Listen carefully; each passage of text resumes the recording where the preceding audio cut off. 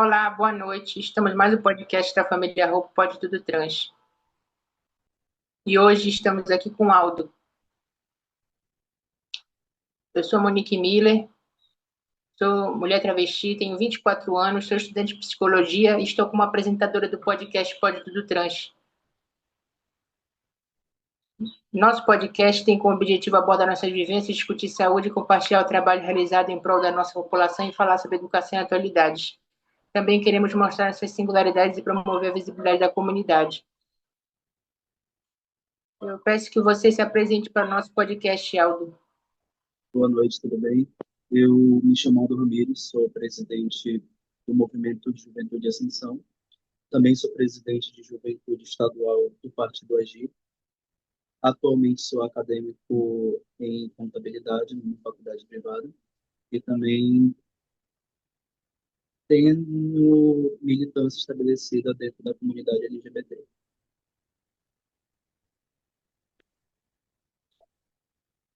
Vamos às perguntas.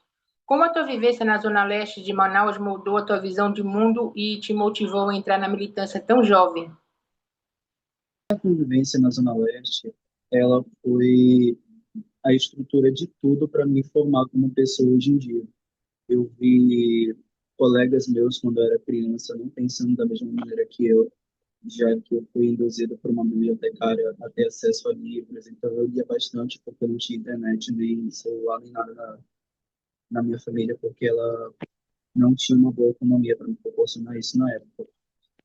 Após isso, eu comecei a ter uma certa visão de realidade, já que quando eu comecei meu estágio, eu fazia estágio com pessoas que não precisavam do dinheiro e sim da experiência. Eu tinha que pegar o ônibus cedo, muito, muito cedo, para tentar chegar o mais cedo ainda que pudesse num estágio na Compensa. E eu morava na época no São José. Após isso, eu me mudei para Mauazinho, onde eu comecei minha faculdade e eu pegava todo dia ônibus para ir para o trabalho e eu só chegava depois das 11 horas em casa. Então, ter essa visão de realidade e compará-la às pessoas que eu convivi me deu um certo, uma certa visão do que eu posso estar proporcionando às pessoas que vivenciam a mesma coisa que eu e que não possuem essa consciência de classe, digamos assim. Pois muitas dessas pessoas, na Zona Leste, jovens, etc., só conhecem a palavra, mas não conhecem o conceito em si.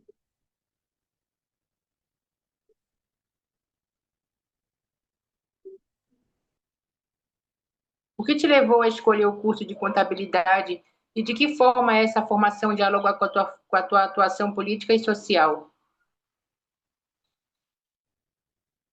Escolhi o curso de contabilidade foi como a minha vivência da militância estudantil até a militância da comunidade LGBT me levou a escolher esse curso, porque tudo gira em torno de uma decisão financeira. Então, a partir do momento que a gente tem como lidar e como projetar uma certa decisão financeira, o curso de contabilidade ele proporciona isso. Infelizmente, quando a gente está falando do Conselho de Contabilidade, ele tem muito mais presença para fazer política, batendo na porta de pessoas públicas que têm o poder da caneta para fazer certas coisas, para estabelecer uma política pública, do que, digamos, o que vem acontecendo com a questão da PEC que o, a, aumenta o tempo de trabalho dos professores. Nós vimos as mobilizações dos professores, nós vimos tudo o que eles fizeram e ainda assim não teve quase desenvolvimento disso. Então, o que eu quero dizer é que o curso de contabilidade e os planos que eu tenho para estabelecer isso, sim, quero trazer o respeito a isso. Por isso que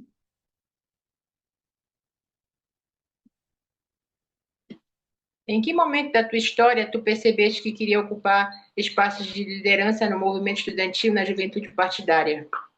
no momento que eu fui atacado de maneira direta com o nascimento do Ascensão, que foi através de uma eleição de Grêmio Estudantil. E diretores, professores, utilizaram de todas as formas para atacar a mim e meus colegas, e daí percebi que jovens não possuem um local de fala, não tem ninguém que os represente realmente. Como foi o processo de coordenação da manifestação em frente à SEDUC em 2021? O que aquela mobilização significou para você? Onde conseguimos gravar a conversa entre diretor e professora, que era basicamente tramando contra a nossa eleição, e bastou isso para incendiar a escola e mostrar que o jovem ele precisa ser ouvido. Os estudantes necessitavam ser ouvidos naquela escola. Não só naquela escola, mas em todas as outras que estavam acontecendo a mesma coisa. Através disso, conversando com as pessoas, percebendo que elas tinham a mesma ideia de que necessitava acontecer alguma coisa, nós, do Movimento Ascensão, na época Chapa, fizemos uma vaquinha onde alugamos um micro-ônibus e, através de outras pessoas que também participaram do movimento estudantil, nos ajudaram a conseguir esse micro-ônibus. E, com o desenvolvimento da manifestação, a SEDUC nos recebeu, mas nos recebeu de uma maneira muito não boa, porque nos recebeu com 3 advogados, onde simplesmente quebraram toda a nossa maneira do que estávamos defendendo, mesmo apresentando provas, mesmo apresentando prints e áudios. E essa foi a mobilização, onde foi o nascimento da representação dos estudantes que estavam precisando de algo que os representasse, já que nós fomos atrás de todas as instituições e movimentos possíveis e não conseguimos ajudar deles. Vocês levaram a maior bancada da Amazonas para a UBS em 2022. Quais foram os desafios para organizar 20 jovens e levá-los até Brasília? Conseguimos levar os jovens depois de visitarmos cerca de 60 a 70 escolas na cidade e no estado do Amazonas. Então, foi uma estrutura que foi tirada do meu estágio, do salário do meu estágio, e foi um momento onde nós tivemos a maior campo de visão da realidade do estudante amazonense, aonde vimos os problemas da educação, os problemas de estrutura, e os maiores desafios foi convencer primeiramente os pais desses jovens a participarem do congresso da UFES, que foi uma conversa e tanto, digamos assim. E depois foi conseguir as passagens. As passagens nós conseguimos através do senador Plínio Valério, onde ele falou que não conseguiria as passagens normais, mas disse que ia tentar através dos voos da FAB. E assim foi acreditado que a gente conseguiria representar o Amazonas e assim fizemos.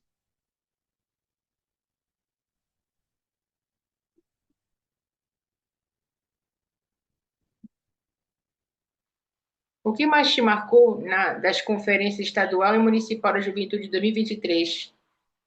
Dentro da coordenação, nós vimos o decaimento de políticas públicas voltadas ao jovem, pois dentro da conferência nós conseguimos ter uma visão de cartas marcadas, é sempre a mesma pessoa da mesma instituição estando dentro daquela conferência, reciclando e levando as mesmas coisas que já tinham sido estabelecidas, mas infelizmente nunca foram executadas.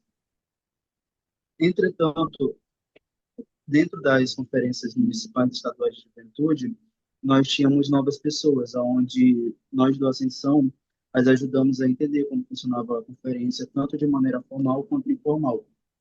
E através dessas conferências, nós conseguimos ter uma esperança do que poderia estar por vir, de novas ações sendo feitas, um novo Conselho Municipal de Juventude sendo instaurado, e infelizmente, novamente, nada aconteceu.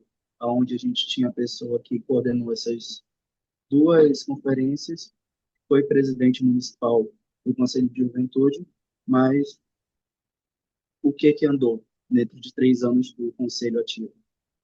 Nada, infelizmente. Então, foi desafiador por estar lidando com tantas maneiras ideológicas, tantas ideias, mas conseguimos lidar bem com tudo isso. O que representa para você ser presidente da juventude do Partido Agir? Havia citado, estar sozinho, sem ter apoio, como a Ascensão esteve durante muito tempo, foi muito, muito difícil. E o Agir foi justamente o que estávamos precisando, pois já não tínhamos nem local para fazermos reunião. As nossas reuniões eram feitas em praças, shoppings, as nossas ações eram feitas com as vaquinhas que arrecadávamos entre nós. E o Agir nos proporcionou uma visão político-partidária, onde nós estávamos precisando, porque dentro do núcleo de juventude, de outros movimentos, outras instituições, nós não éramos validados, porque nós não tínhamos o tal do guarda-chuva político. E o Agir, graças ao presidente César, nos proporcionou o guarda-chuva e nos proporcionou a mínima estrutura para nós estarmos ativos até hoje. E, para mim, ser presidente do Agir, todo dia aprendendo algo novo e aprendendo novas formas de como as pessoas pensam política no nosso estado. Por isso que hoje tenta trazer a diversidade, tenta trazer as mais diversas formas de estabelecer as políticas sociais na nossa cidade e no nosso estado. O que te motiva a continuar atuando na política institucional, mesmo diante de tantas dificuldades enfrentadas pela juventude brasileira? Isso que vem motivando estar dentro da política, pois não há quem me represente, não há quem represente a juventude de maneira parlamentar ou institucional, ou sendo como secretário, ou sendo vereador, ou deputado no nosso estado. Não tem essa pessoa. Eu desejo ser essa pessoa um dia, mas também tento ensinar as pessoas e jovens aonde podem estar sendo essas vozes. Pois se uma pessoa que realmente tem a vivência de ter trabalhado, ter sido CLT, de saber o que é pagar uma faculdade mensalmente, mesmo com tudo acontecendo, está dentro de um conselho municipal, estadual, está participando ativamente na comunidade, isso já vai ser uma forma gigantesca de estar mudando, e é isso que vem me motivando, estar procurando pessoas que possam estar me representando, até mesmo sendo a voz das pessoas que quero representar. Como nasceu o movimento Ascensão e qual é a visão que sustenta esse projeto? Ascensão, ele nasceu através da eleição de chapa estudantil na escola Roderick, que é onde foi onde eu me formei, e por diversas injustiças, tanto democráticas quanto a desigualdade que havia entre um aluno e outro, nós fundamos o Ascensão justamente para ensinar essas pessoas sobre política em si e também como utilizar a política para mudar o seu núcleo social, sua comunidade, ou até mesmo fazer uma ação entre amigos para trazer algo benéfico à sociedade. E isso que vem trazendo ascensão até hoje. Às vezes com muitas pessoas, às vezes só com 5 pessoas, mas sempre trazendo benefícios à sociedade ou em lugares onde a gente se estabelece. Qual foi a importância de construir juventude em cidades como Barreirinha, Coari e Presidente Figueiredo? Foi Qual foi a importância de construir núcleos de juventudes em cidades como a Barreirinha, Coari e Presidente Figueiredo? justamente ampliar a visão do que é ser um jovem ribeirinho, um jovem em municípios não metropolitanos, pois eu tinha uma visão totalmente do que é ser estudante, ser jovem LGBT, apenas na área periférica da cidade. Após eu ir visitar, ver outras escolas e outros municípios, foi am- abriu tanto a nossos olhos que tivemos que fazer uma manifestação em Barreirinha porque a escola tinha uma casa de cabo e a estrutura estava totalmente precarizada. E isso se repetiu em todos os municípios que estivemos, não tendo livros, não tendo professores, com uma estrutura totalmente quebrada e a inexistência de políticas de juventude. E foi essa a importância de acender os jovens desses pequenos municípios. Eu gostaria de agradecer você ter respondido as minhas perguntas. Agora irei passar para o vice-presidente da família Roupa, Luciano de Almeida. Boa noite. Obrigada. Boa noite, tudo bem? Eu me chamo Luciano de Almeida, sou vice-presidente da família Hope, Movimento de Pessoas Trans e Famílias, e eu estou aqui com a pessoa no podcast Pode Tudo Trans. Vamos começar suas perguntas, tudo bem? Quais são os maiores desafios para manter e expandir o Ascensão? Eu acho que isso é o desafio de qualquer movimento. A própria estrutura de estar se movimentando de um local para o outro e conseguir ter uma boa comunicação com o jovem atualmente. Porque mesmo eu tendo 20 anos hoje em dia, já mudou totalmente a maneira de se comunicar com um jovem de 15 anos, de 16 anos. Isso falando tanto politicamente quanto até socialmente também. Como foi coordenar a Conferência Municipal LGBT em 2024 em Manaus? Através dessa coordenação, eu antes tinha uma ideia de quão segregado é a comunidade LGBT.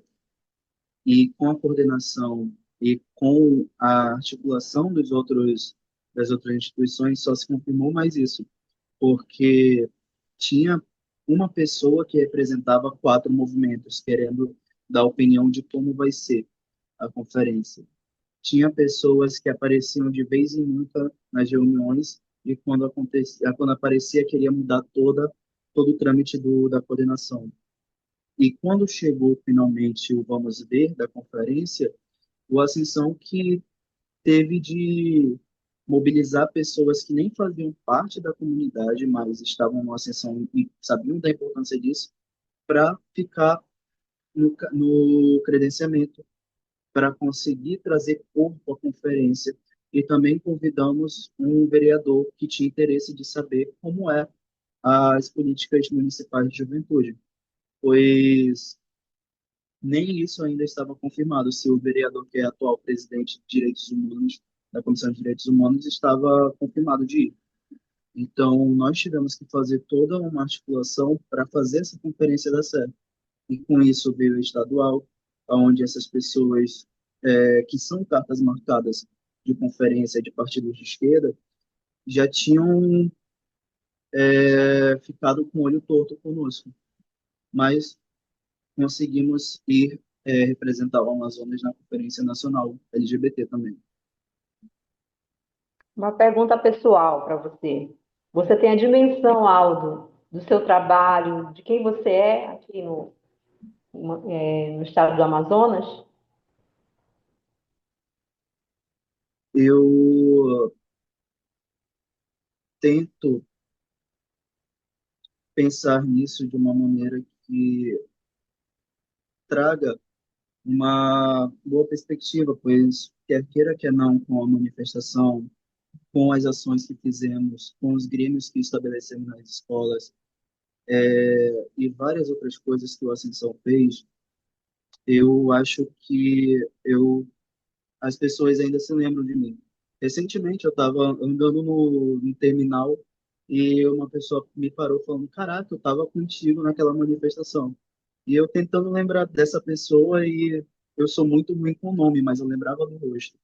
E assim vai acontecendo, porque Manaus também é um ovo, né?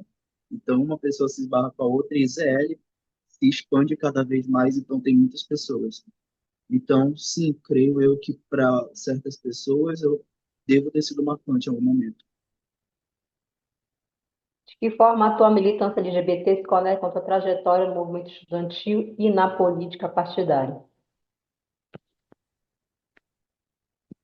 Da mesma forma que viver na ZL me moldou, me descobrir como uma pessoa gay, tendo um relacionamento de mais de 4 anos com um homem, me fez abrir os olhos para muitas coisas, tanto para homofobia, para a inexistência da política LGBT aqui na cidade. Nós só temos o Conselho Estadual e, infelizmente, por conta de estrutura, ele não consegue ser tão ativo, mas também temos diversos movimentos que estão em seus núcleos, estão em suas pautas, e isso é muito bom. Mas, ao mesmo tempo, tem um abismo do LGBT da periferia para a atual maneira de como os movimentos tentam trazê-los, tentam conversar com eles, pois são poucos movimentos que conseguem criar uma comunicação e criar uma conexão para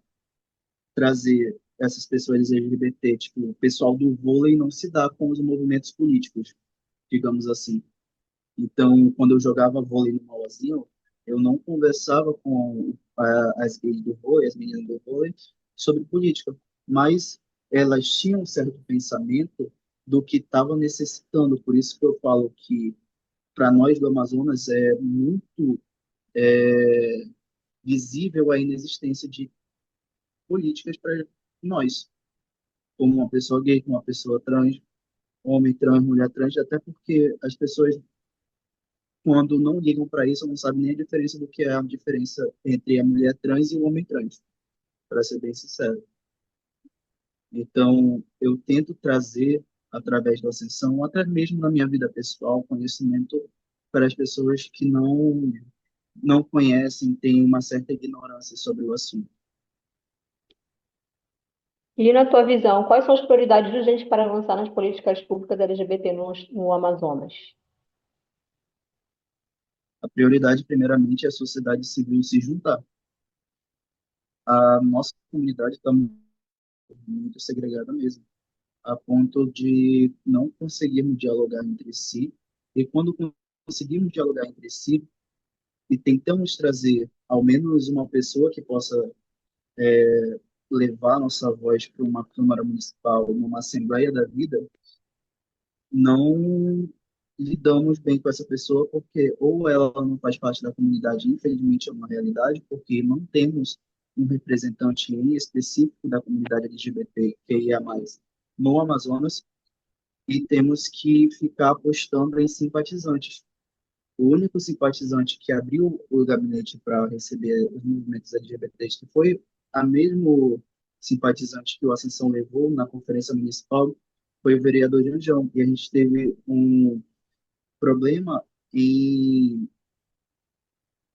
trazer a sociedade civil para realmente conversar com ele, porque as pautas da sociedade civil não são pautas realistas do que é a gay, a trans ou trans do nosso Amazonas estão realmente necessitando, porque nós precisamos de coisas básicas ainda, não estamos falando de políticas da comunidade de São Paulo, por exemplo, que já está falando sobre a igualdade de gênero dentro das escolas. Aqui o nosso papo ainda é estabelecer o que é uma mulher trans e um homem trans, trazer a saúde hormonal para essas pessoas, a saúde sexual estabelecer políticas de trabalho e concursos, porque dentro dos editais não compõem essas pessoas como cotas. Então, essa é a minha maneira de pensar e creio eu que só assim É, nós conseguiremos prosseguir. você fez pesquisas em outros estados para saber o avanço que está aqui em Manaus ou não? Você tem uma Eu noção de como está conversei, o avanço? eu conversei com muitas pessoas, como eu falei, eu fui para a Conferência Nacional e lá nós conseguimos ver que em estados como Pernambuco, estados como Roraima, entre outros, ou já existem um conselho municipal e estadual LGBTs já estabelecidos, ou nós temos já uma Secretaria de Diversidade da Comunidade LGBT estabelecida. Ou seja, eles já estão muito mais avançados do que nós, que temos apenas um conselho estadual que, infelizmente, não recebe verba para conseguir estar nos municípios e também fazer esse mapeamento Mas dos você não. municípios, entre outros. Eu estou te entendendo, mas você não acha que não está na hora de começar a ir para a rua e fazer as marchas, fazer caminhadas para que as pessoas escutem? Porque eu nasci em Manaus, né? No estado do Amazonas, município do estado de Amazonas. Não está na hora de ir para as ruas, fazer manifestação e fazer marcha para que a gente seja mais visto, porque a gente não tem quase marcha em Manaus, no estado do Amazonas. É difícil. Exato. É, isso bate com a fala que eu iniciei. A sociedade civil, mais especificamente a comunidade LGBT do Amazonas, não está organizada para fazer isso. Isso é notório na conferência municipal que teve. Não houve mobilização, mobilizando pessoas para a gente debater sobre o estado que está saindo com maior índice de sífilis e HIV porque não tem educação sexual, que é o Amazonas. Mas o pessoal Aqui não também se a organiza. taxa de suicídio de mulheres e homens trans está muito alto, né? Exato. Justamente bate Muito com aquilo alto. que eu também falei sobre as pessoas ignorantes não saberem nem o que é um homem trans, nem uma mulher trans, justamente por questões de preconceito, justamente por uma questão de um machismo já enraizado na nossa cultura. Então, isso, infelizmente, em Manaus Aldo, como foi para você se assumir um homem gay, publicamente? teve toda uma situação para acontecer. Eu sempre tive uma criação bem rigorosa nesses termos. Então, eu, por conta da minha família, não tive tanto contato com outras pessoas. Meu ciclo de amizade quando eu era pequeno era muito difícil, tanto que eu só fui conversar com outras pessoas na minha adolescência. E a minha primeira vontade de conhecer um homem foi quando eu tinha 11 anos. Foi uma pessoa que eu fui uma pessoa extremamente babaca com ela e isso mudou minha perspectiva. Após eu perder a amizade dessa pessoa, eu tive que mudar o que eu pensava, mas isso foi depois de muito tempo pensando realmente.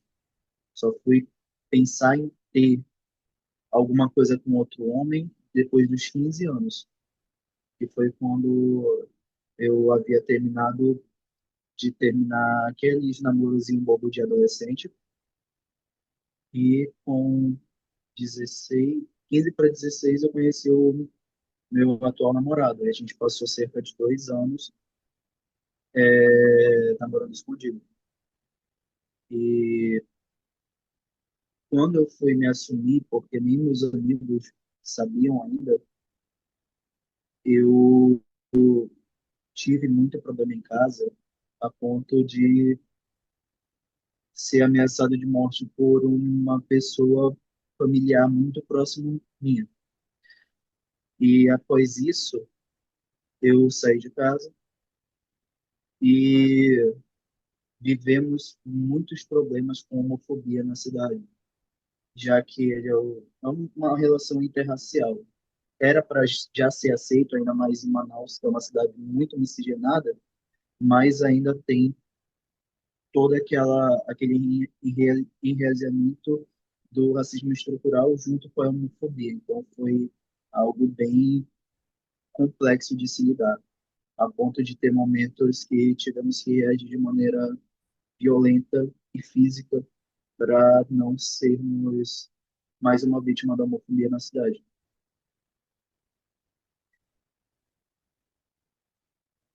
E como é você, Alvo,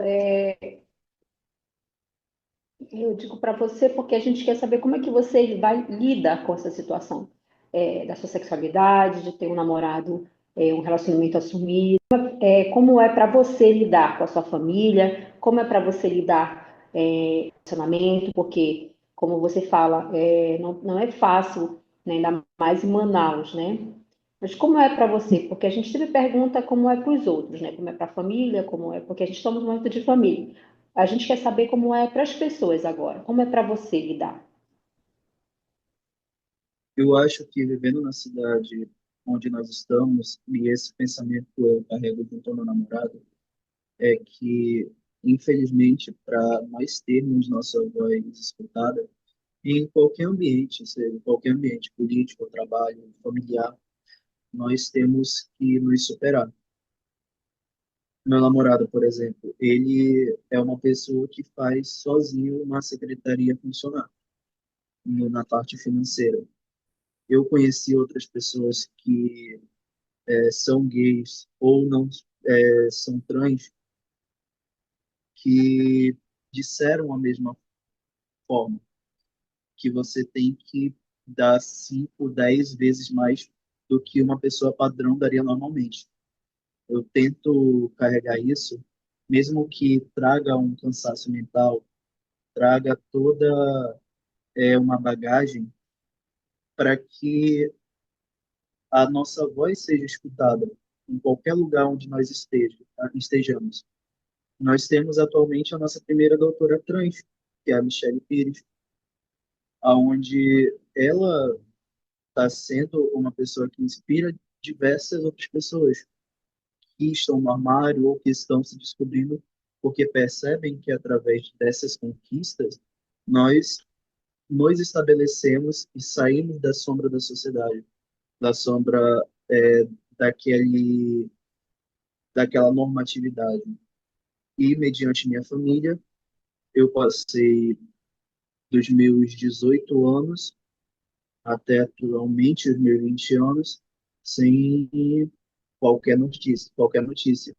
E só esse ano vieram falar comigo, por certos motivos, tanto financeiro quanto de não de eles acharem que eu precisava totalmente deles, sendo que eu preferi ficar com uma pessoa do que ter um teto, justamente porque eu não queria sofrer mentindo quem eu era, o que acontece com muitas pessoas nessa cidade, não só nessa cidade, mas em todo mundo. No ano de 2025, você acha que ainda pode ter um relacionamento normal, sair na rua, poder ir nos lugares, você e seu namorado? O que você acha? Na sua opinião? Depende muito do lugar onde nós vamos estar. Na ZL, infelizmente, é difícil. Tanto que nós já tivemos o atentado na própria ZL. Eu acho que isso vem do enraizamento da ignorância e da predominância de igrejas lá, de pessoas que são ignorantes e as igrejas fazem ser bem mais preconceituosas e ignorantes. Agora, em outros locais da cidade, aonde culturalmente já se estabelece melhor, as pessoas não tão padronizadas como centro, como espaços de faculdade, digamos assim, já se tem um certo já dá para eu conseguir beijar meu namorado sem ter que ficar olhando se alguém vai falar alguma coisa ou se eu vou precisar, desculpa o palavrão, mas a palavreado, mas ter que precisar ir pra porrada em algum momento com alguém. Você já sofreu homofobia? Ou você com seu namorado? Sim, justamente onde aconteceu o assassinato do garoto Fernando Vilas, na mesma localização. E na mesma área onde eu nasci, vivi e cresci. Então, foi um momento onde nós não tivemos que reagir. Tanto eu quanto ele. Ele é a pessoa mais calma e serena possível. Eu que já sou um pouquinho mais extrovertido e às vezes explosivo.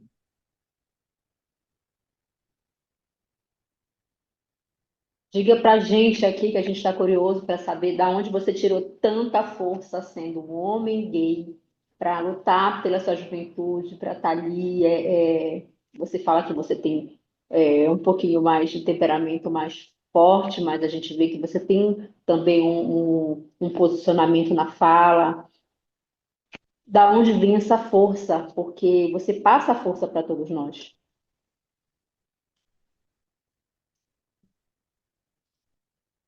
Sendo sincero, eu acho que da própria dor, de todas as cicatrizes que nós passamos desde o momento que somos crianças até agora, nós temos que saber lidar com esse sentimento de dor e tentar ficar o mais centrado possível no que nós queremos. Quando entra novos membros na ascensão, eles trazem uma carga familiar de diversos traumas muito grande.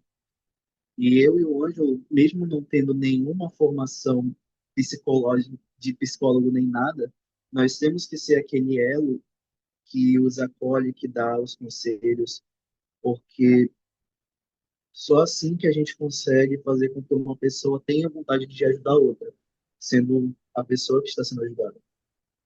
Então, é muito disso, saber lidar com isso e ter uma pessoa do seu lado, uma pessoa que você confia, uma pessoa que vai lhe aconselhar, porque o Ângelo me aconselhou muito. Agora eu que também estou tendo que aconselhar ele, porque estamos passando por novos momentos.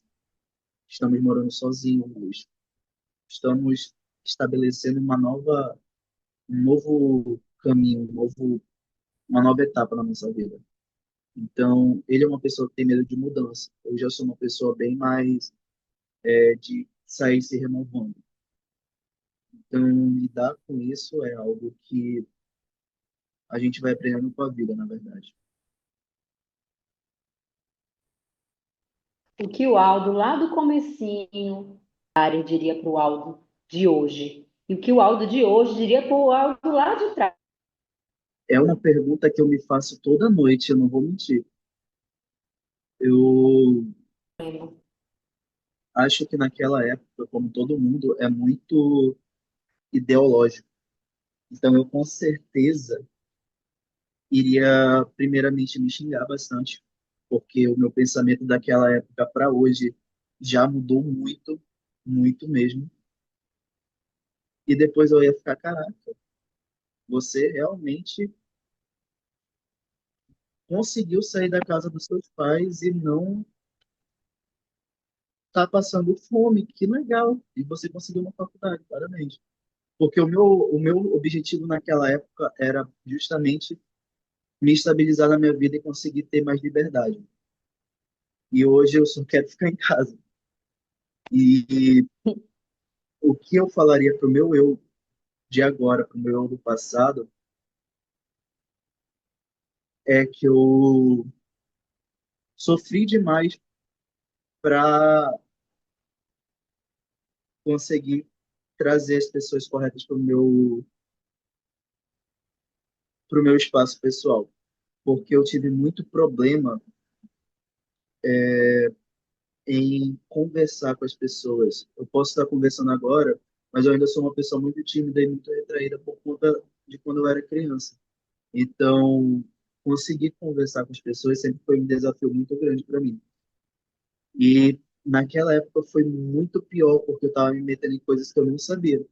Então, eu só diria para ele que valeu muito a pena. Você não mudou o mundo, mas mudou a maneira das pessoas pensarem, mudou um certo aspecto da vida de uma pessoa. Eu acho que é esse o meu objetivo desde que eu comecei nisso, mudar a vida de pessoas, não importa quantas, mas no tanto que seja uma que já faça algo bom em sua vida, já é algo maravilhoso. Aldo, eu já estou com 43 anos, então eu tenho muito orgulho de poder ter te entrevistado. Foi muito bacana, porque eu fico muito feliz da juventude de estar aí. Vocês passam ainda de homofobia, de transfobia, mas eu fico muito orgulhoso de ver essa juventude aí na luta, firme e forte. Foi um prazer realmente ter entrevistado você. Eu desejo para você muita força, muita luz para você e para o seu namorado.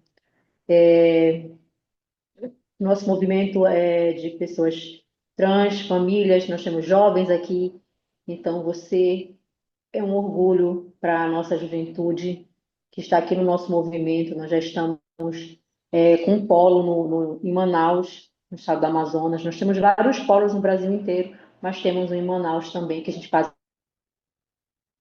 com jovens. E a gente está muito orgulhoso de hoje ter te entrevistado. Esperamos que possamos nos unir. Estamos aqui para a união. Se tiver pessoas que precisem de apoio psicológico, de orientação jurídica, pode encaminhar para o nosso número, que a gente está aqui para acolher a todos. Estamos de braços abertos da família Hope para vocês. Eu agradeço muito mesmo o convite que você fez. Eu realmente achei inesperado, ainda mais que o movimento de vocês, a instituição já parece ser muito grande. Então eu fiquei muito impressionado. O trabalho de vocês é magnífico. Eu achei incrível mesmo. E eu tenho muito a agradecer por ter esse bate-papo, sério. Ficamos muito orgulhosos de você. É muito lindo ver a juventude lutando pela nossa comunidade. Desejo para você tudo de melhor dessa terra. Foi um prazer mesmo, realmente, ter te entrevistado. Você é uma pessoa gigante. Espero só. Vou estar aqui sempre para vocês, para o movimento de vocês. E é isso. Muito obrigado Eu estou mesmo. muito feliz mesmo de ter falado com você. Muito, muito, muito. Você não sabe tão gigante que você é em Manaus.